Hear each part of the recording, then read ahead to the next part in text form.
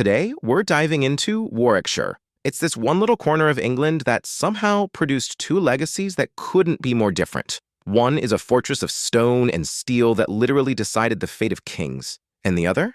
Well, the other is the hometown of the guy whose words would go on to shape humanity itself. So yeah, that's really the big question we're tackling, isn't it?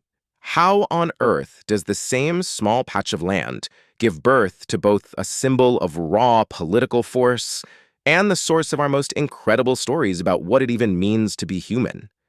To get to the bottom of it, we've got to look at this as a tale of two legacies. You have one that was forged by the sword, right, in the middle of battle and cold-blooded political games.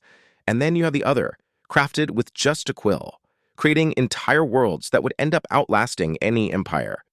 And here they are, side by side. On the left, you've got the absolutely imposing Warwick Castle, a 1,000-year-old statement of military power. And on the right, that humble-looking timber-framed house in Stratford-upon-Avon where a cultural giant was born. It's kind of funny. One was built to keep people out, and the other now welcomes the entire world in. Okay, so let's start with the fortress. To really get what this place is all about, we need to go back, way back, through a millennium of conflict, of plotting, and just raw ambition. This place was built for one thing: power. The castle's whole story is one of constant evolution, always getting bigger and badder. It started out as a Saxon fort, built by none other than Athelflaed, the daughter of Alfred the Great. Then, William the Conqueror rolls in and turns it into a proper Norman stronghold. By the 13th century, it's a massive stone fortress, a key player in the chaos of the Barons' War. And all that conflict, all that building, it perfectly mirrors the brutal politics of the time. You know, back in medieval England, loyalty wasn't a principle, it was a currency. And it could be spent or betrayed in a heartbeat. Oh, here's a perfect example. Take the story of a guy named Thorkel of Arden. He was the local Saxon sheriff, saw which way the wind was blowing, and decided to side with William the Conqueror against his own people. And his big reward?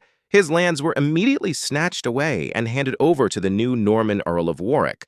I mean, what a perfect lesson in the ruthlessness of power. The guys who ran this castle weren't just watching history happen, they were making it. The most famous of them all was Richard Neville, better known as the Kingmaker.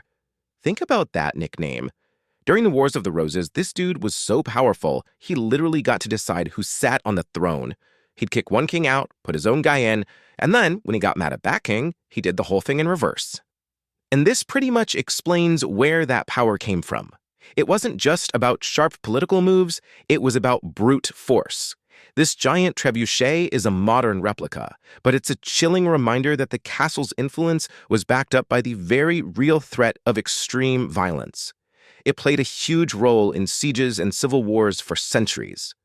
Now, fast forward to another high-stakes gamble for the crown. You have John Dudley, the Earl of Warwick. He's basically running the country for the young, sickly King Edward VI. He's terrified that when the king dies, he'll lose everything. So he cooks up this scheme to marry his son to Lady Jane Grey and put her on the throne. And it actually works, for all of 9 days. Then Mary I seizes power, and Dudley, well, he's executed for treason. It's a classic story of power getting the better of you. So the castle stands for this legacy of power through force, through politics, through control. But what if there's another kind of influence? A kind that's maybe more enduring?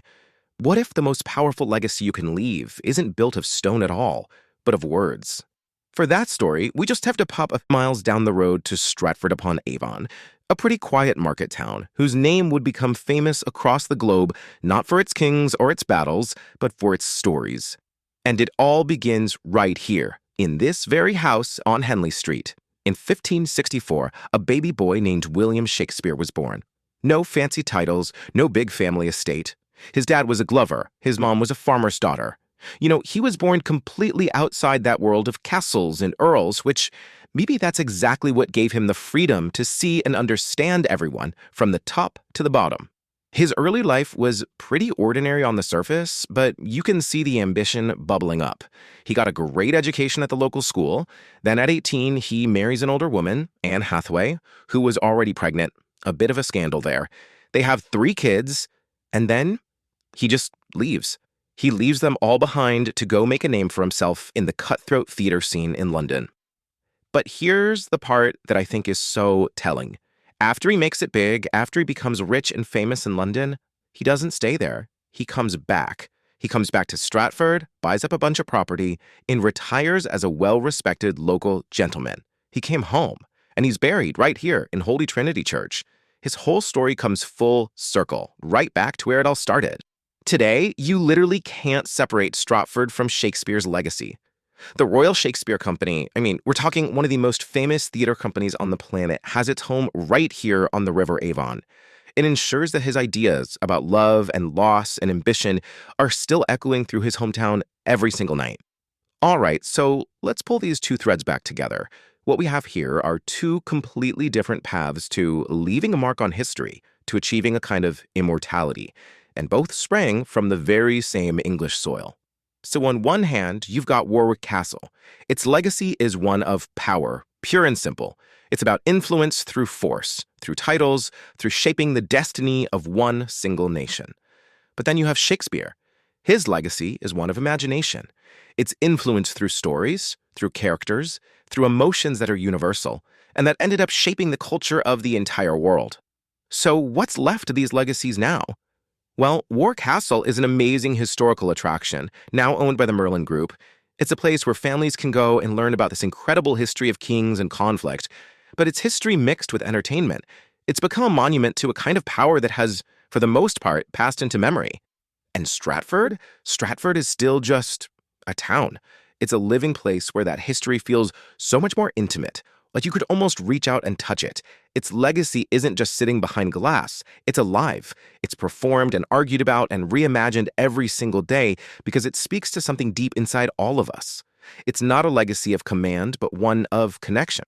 And that kind of leaves us with one last thing to think about. The Earls of Warwick commanded armies. They literally decided who rules a country. Their power in their time was absolute. But how many of us can even name them? Shakespeare, on the other hand, commanded nothing but words on a page. And yet, his characters, Hamlet, Macbeth, Juliet, they're immortal. They live on because they are us. They're our fears, our loves, our ambitions. So which power really endures? A fortress built to command a kingdom, or a story built to capture the human heart?